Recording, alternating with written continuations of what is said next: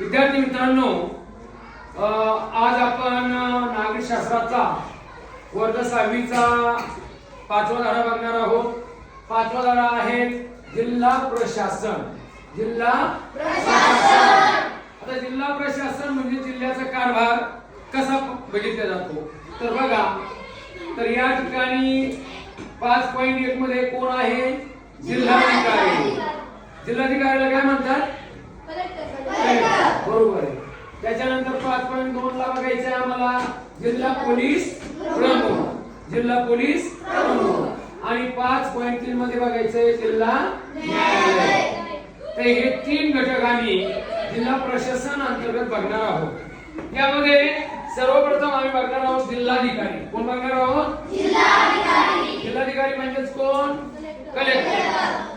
आपल्या जिल्ह्याचे कलेक्टर कोण आहे सध्या? व्हेरी गुड, श्रीमान दिलीप स्वामी साहेब हे आपल्या जिल्ह्याचे कलेक्टर आहेत। तर कलेक्टर जिल्हाधिकारी म्हणजे कोण? तर जिल्हा प्रशासनाचा प्रमुख माणूस। जिल्हा प्रशासनाचा प्रमुख माणूस। तर त्यांची कामं काय काय असतात बघा, वेगवेगळ्या पद्धतीने त्यांना कामं करावी लागतात। तर सर्वप्रथम आहे शेतीविषयक कामे। शेतीविषयक कामे याच्यामध्ये शेतसारा गोळा करणे।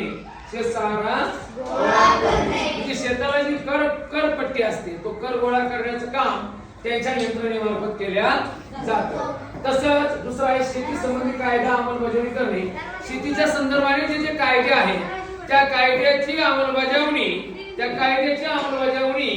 ही कलेक्टर साहेबांना करावी लागते।